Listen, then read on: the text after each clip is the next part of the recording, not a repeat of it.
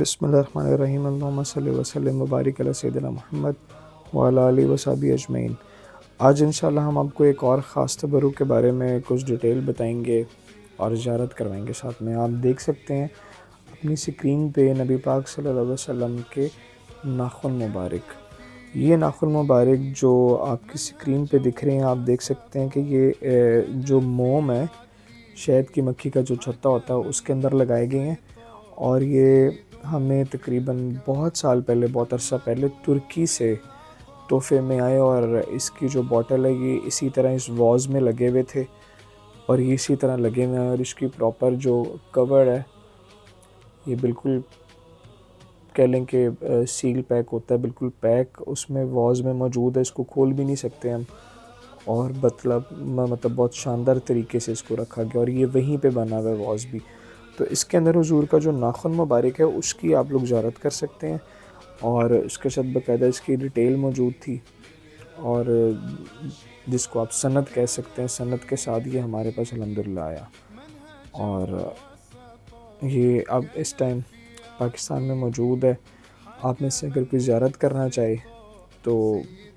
Time لیں، contact کریں، information لیں، انشاءاللہ زیارت کروائی جائے گی۔ اور کافی زیادہ لوگوں نے اس کی زیارت کرنے کی تمنا کی۔ ہم جب مختلف جگہ پہ زیارت کا معاملہ ہوا تو وہاں پہ کافی زیادہ لوگوں نے زیارت کے لیے بلایا، اور وہاں پہ ناخن مبارک کی اسپیشل زیارت کرائی گی، اور خاص کر تبرکات کے اندر کافی زیادہ سلسلے دیکھے جاتے ہیں کہ تبرکات کا جب ذکر ہوتا ہے تو نبی پاک سے منسوب جتنے تبرکات ہیں، حضور کے زلف مبارک ہے، حضور کا نال مبارک ہے، حضور کا جبہ مبارک ہے، حضور کے منہ مبارک ہیں، داڑھی مبارک کے بال مبارک ہیں، حضور کا پسینہ مبارک ہے، اور دیگر تبرکات، اس کے اندر ساتھ ساتھ حضور کے ناخن مبارک کا بھی ذکر آتا ہے۔ اسی طرح کر کے کافی زیادہ تبرکات ہیں اور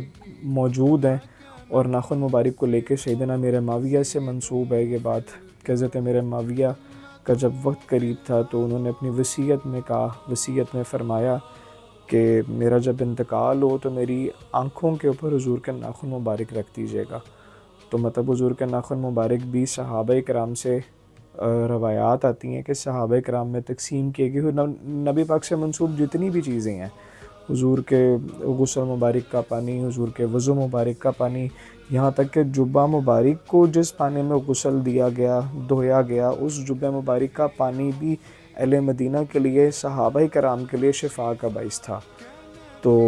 ہر چیز سے آپ تبرک اور محبت اور عقیدت اور شفاء اور برکت حاصل کر سکتے ہیں، لیکن اس میں پھر وہی بات آتی ہے کہ نبی پاک سے منسوب جتنی بھی چیزیں ہیں، جتنے تبرکات ہیں حضور کے، اللہ تعالیٰ ہی ہر چیز میں اپنے معاملات اور اپنی برکتیں اور اپنی خیر اور شفاء دینے والی ذات صرف اللہ تعالیٰ کی ذات ہے۔ تو سب سے پہلے رجوع، سب سے پہلے دعا اور سب سے پہلے خیر اللہ تعالیٰ سے، دین اس کے بعد اور اس کے ساتھ ساتھ نبی پاک سے منسوب جو تبرکات ہیں، اب ان سے بھی دعا اور شفاء کے لیے مطلب طلب کر سکتے ہیں۔ جبکہ یہ چیز آپ دیکھیں پچھلے دور میں، انبیاء کے دور کے اندر بھی حضرت ایوب علیہ السلام جو تھے،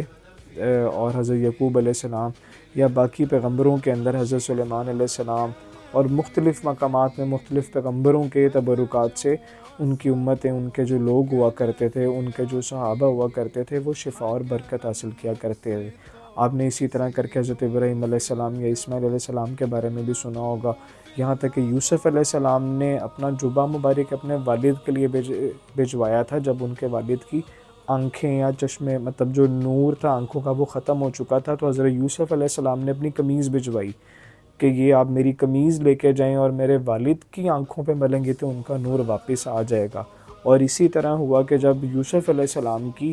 قمیض مبارک، ان کا کرتا مبارک جب لے جایا گیا، ان کے والد کے چہرے مبارک پہ ملا گیا تو ان کی آنکھوں کا نور واپس آ گیا اور بینائی واپس آ گئی تھی۔